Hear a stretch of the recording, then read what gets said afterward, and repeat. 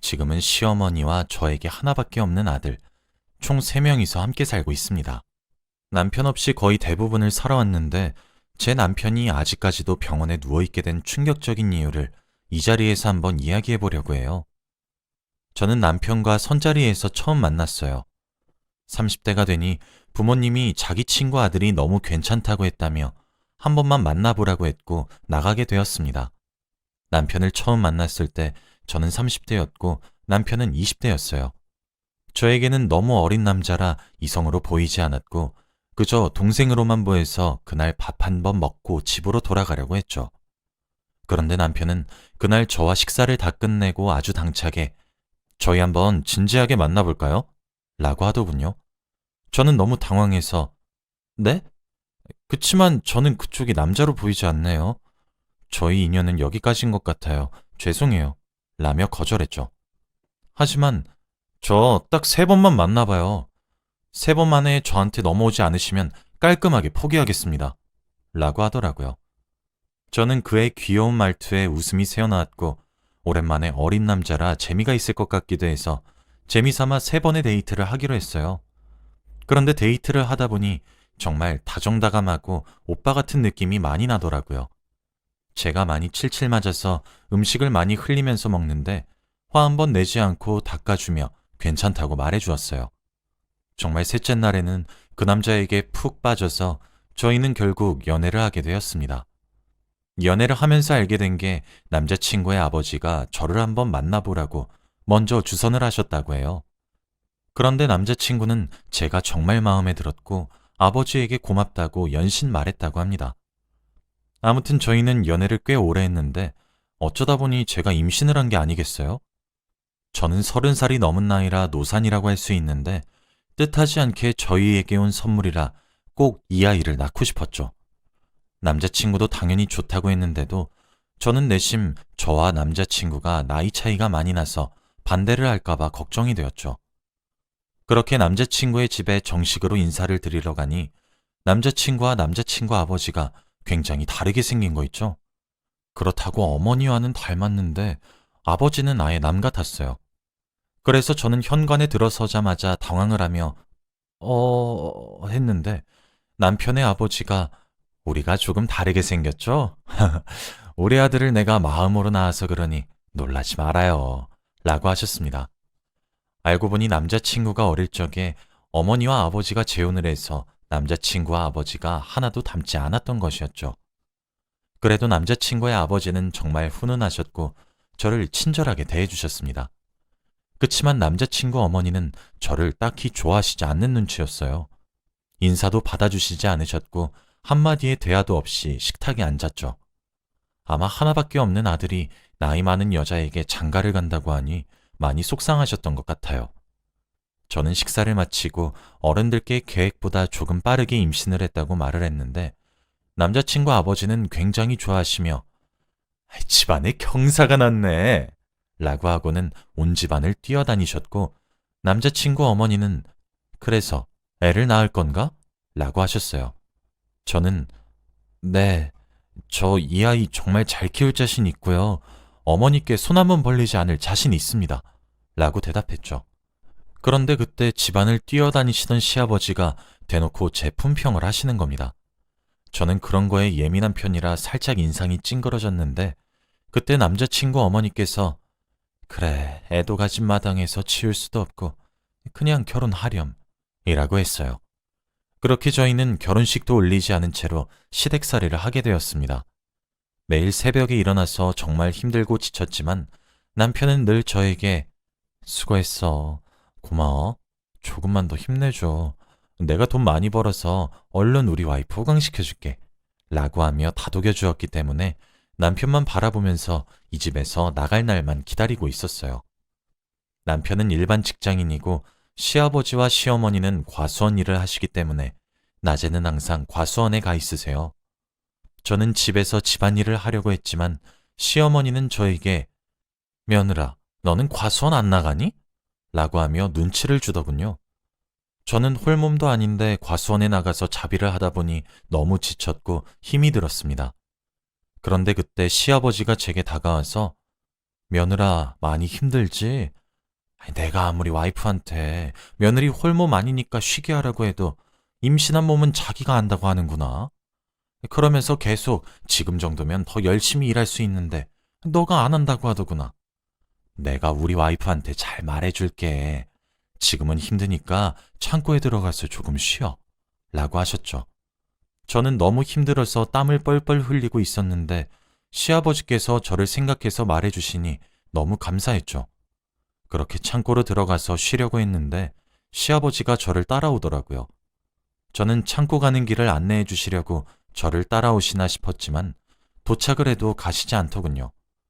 그러더니 제가 창고에 들어가서 앉으니 문을 닫고 제 옆에 앉으셨습니다. 아버님, 과수원 일 안 하세요? 어머니 하시면 화내실 텐데. 괜찮아. 나도 너무 힘들어서 잠깐만 쉬고 가면 돼. 그러더니 제 옆에 앉으시곤 5분이 흘렀는데도 안 나가시더라고요. 어딘가 이상하게 흘러가는 분위기에 저는 너무 당황해서 자리에서 벌떡 일어났어요. 저는 결국 창고에서 나갔고 집으로 뛰어갔습니다. 그렇게 저녁이 되고 남편이 돌아와서 방으로 부른 후 남편에게 오늘 있었던 일들을 하나도 빠짐없이 다 말했어요. 그랬더니 남편이 뭐? 아버지가? 내가 지금 당장 아버지한테 조심해달라고 말씀드릴게. 라고 하고는 방을 나갔죠. 그렇게 몇 분 후 남편이 아버지와 함께 저희 방으로 돌아왔고 시아버지는 저와 친해지고 싶어서 그랬는데 며느리가 싫어할 줄은 몰랐다며 미안하다고 했습니다. 그렇게 바로 시아버지가 정중하게 저에게 사과를 하시니 제가 조금 예민하게 굴었나 싶더라고요. 그래도 앞으로는 조심하실 거라는 생각에 기분이 나아졌어요. 그리고 다음 날은 폭우가 내려서 과수원 일을 하지 못하게 되었고 남편은 폭우 때문에 출근 시간이 조금 늦춰졌습니다. 저는 아침부터 시어머니와 시장에 가기 위해 나와서 집에는 시아버지와 남편만 있었죠. 시장에 갔다가 집으로 돌아왔는데 저희 집 앞에 구급차가 대기해 있더라고요. 혹시나 집에 큰일이 생긴 건가 싶어 시어머니와 저는 집으로 뛰어갔더니 남편이 쓰러져 있는 게 아니겠어요? 저는 너무 놀란 마음에 쓰러져 있는 남편을 부여잡고 엉엉 울었어요. 그렇게 남편은 그 자리에서 바로 응급실로 실려갔고 저는 하루 종일 눈물을 흘리며 남편이 깨어나기만을 기다렸습니다. 시아버지가 말하기를 남편을 불러도 아무런 대답이 없어서 흔들어 봤는데 숨을 쉬지 않더래요. 남편은 지금 식물인간 상태가 되었고 깨어날 날만 기다리고 있습니다. 그렇게 저는 만삭이 다가왔고 제 몸을 혼자서 가누기도 힘들었는데 시부모님께서 남편 없이 아이를 감당해야 하는 제가 너무 불쌍해 보였는지 제 수발을 다 들어주시면서 아이를 위해 최선을 다해 주었습니다. 그렇게 저는 귀여운 아들을 출산하게 되었고 아들을 낳다 보니 시부모님들은 더 좋아하시는 듯 보였습니다. 저는 신생아 아들을 키우느라 솔직히 과수원 일도 많이 하지 못하고 남편의 간호도 잘하지 못했는데 저에게 아무 말하지 않으신 두 분께 너무 감사했죠. 그런데 어느 날 시아버지께서 제게 오랜만에 외식 좀 할까? 라고 하시며 과수원 일을 하고 계시는 시어머니를 내팽겨치고 저와 저희 아들 그리고 시아버지 셋이서 짜장면 집에 갔어요. 저는 어색하게 앉아서 짜장면을 시키려고 했는데 갑자기 시아버지가 가게 주인 아저씨께 여보쇼, 얘가 내 애인이요. 예쁘죠? 라고 하는 게 아니겠어요? 그러니 가게 아저씨는 아, 그래요? 저번에 말했던 여자가 저 여자요? 아이고, 예쁘네. 라고 하셨죠. 가게 아저씨 말을 들어보니 오늘뿐만이 아니라 시아버지는 밖에서 자주 저를 애인이라고 하면서 다닌 것 같더라고요. 저는 이게 무슨 일인가 싶었지만 가게에 있던 모든 아저씨들이 하하호호 웃으면서 저를 놀리고 있는 것 같았습니다. 그땐 정말 남편이 많이 생각나면서 아들에게 너무 창피한 거 있죠? 저는 짜장면을 먹지도 않고 아들과 함께 그 가게를 뛰쳐나가니 갑자기 시아버지가 가게를 나와서 제 팔목을 잡으셨어요. 며느라, 왜 안 먹고 그냥 가느냐? 내가 장난이 너무 심했니? 아버지, 장난이라뇨? 저를 도대체 밖에서 어떻게 말하고 다니신 거세요? 지금 혼자 병원에서 누워있는 아들한테 부끄럽지도 않으세요? 미안해. 다 너를 예뻐해서 그러는 건데 왜 내 맘을 몰라주냐? 네가 너무 예민하게 받아들이는 것이 아니냐? 네? 전 도저히 못 참아요. 이때까지 당한 일들 다 어머니께 말씀드릴 거예요. 뭐야? 아니, 네가 그렇게 나온다면 나도 어쩔 수 없다. 와이프 귀에 들어가는 순간 너 우리 집에서 쫓겨날 줄 알아.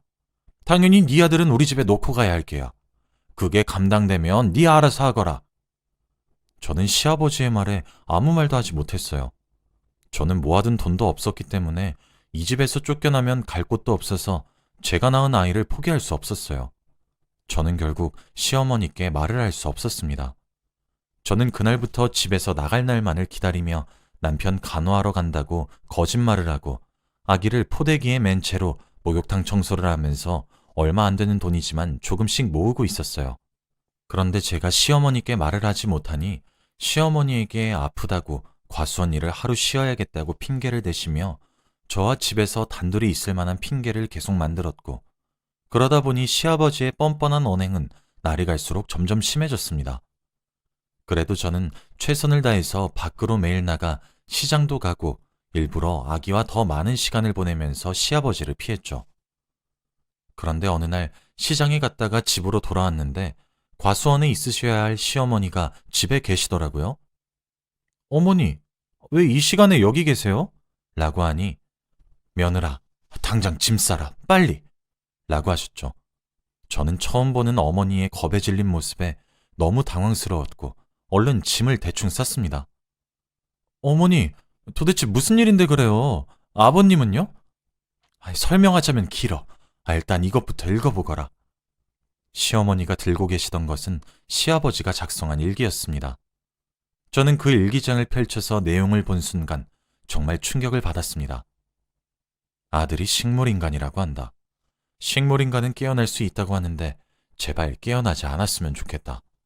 왜냐면 얘만 없으면 며느리와 행복하게 지낼 수 있기 때문이다. 나도 어쩔 수 없었다. 며느리가 아마 아들 눈치를 봐서 나와 같이 마음껏 지내지 못하는 것 같다. 이제는 얘가 없으니 제대로 같이 지낼 수 있겠지? 내가 어떻게 들인 며느리인데 공들인 만큼 보상을 받을 것이다. 아내만 없으면 며느리와 단둘이 있을 수 있다. 집안에는 며느리와 나만 남게 되는 것이다. 저는 그 일기장을 보고 충격을 너무 받았고 당황스러웠죠. 일기장의 내용에 의하면 애초부터 시아버지가 저와 남편을 선보게 한 이유도 자기와 만나게 하기 위해서 저희 남편을 이용한 것이었고, 시아버지의 말은 모두 새빨간 거짓말이었던 것입니다. 그 일기장 속에는 시아버지의 모든 악행들이 적혀 있었고, 지금 이렇게 저희가 도망갈 짐을 싸고 있는 것이었죠. 저는 너무 놀라서 몸을 움직일 수 없었는데 그때 시어머니는 얘야 뭐하니? 당장 짐 챙기라고. 저는 겨우 정신을 차리고 짐을 챙긴 뒤 집을 뛰쳐나왔습니다. 그런데 집을 나와서 어린 아들을 업고 시어머니와 도망쳤는데 정말 눈물이 흐르더라고요. 대충 어느 정도 집과 멀어지고 나서 시어머니는 저를 다그쳤어요. 너 왜 그런 일을 당하고도 나한테 한마디도 안 했니? 아니, 시아버지가 말하면 아들 두고 저 혼자 집에서 내쫓는다고 하셔서. 뭐? 그리고 밖에서 너를 여자친구라고 다녔다며? 어떻게 그런 수모를 겪어도. 에휴, 집안의 남자를 잘못 들였다. 전부 다 내 잘못이야. 우리 아들 불쌍해서 어째. 라고 하시며 저를 안고 같이 펑펑 울었습니다. 제가 목욕탕 일을 하면서 벌어놓은 조그마한 돈으로 택시를 타고 경찰서를 가서 시아버지를 신고했습니다. 일기장을 내밀고 말을 하니 경찰도 이런 경우는 처음이었다면서 너무 당황스럽다고 하더군요. 그렇게 시아버지는 감옥으로 가게 되었습니다. 경찰에 신고를 하고 일기장을 다시 차근차근 보는데 시아버지는 저희 아빠와 아는 사이여서 아빠가 제 사진을 시아버지께 보여주면서 자랑을 하니 그때 사진을 보고 저에게 반했다고 합니다. 그래서 이렇게 큰 그림을 그리셨던 거고요. 시아버지는 저와 시어머니에게 내가 무슨 잘못을 했다고 그래? 내가 며느리 집에 들이려고 얼마나 고생했는지 알아? 라고 하시며 경찰관에게 끌려가시는 모습이 마지막 모습이었어요. 그렇게 저는 어린 아들과 시어머니와 셋이서 살게 되었고 남편의 간호도 열심히 하고 있습니다. 당연히 시어머니는 시아버지와 이혼했고 저희는 과수원 일을 하며 벌이를 하고 있어요. 그렇게 몇 년이 흘렀고 저희 아들도 어느덧 컸네요. 딱히 아들에게는 지금까지 있었던 일들을 말하지 않으려고 해요. 시어머니는 자기가 보는 눈이 없는 것 같다면서 남자는 전혀 만나지 않으려고 하세요. 저도 아직 남편이 깨어날 거라고 믿기 때문에 새로운 사람을 만날 생각은 없습니다. 제 이야기는 여기까지이고 들어주셔서 감사합니다.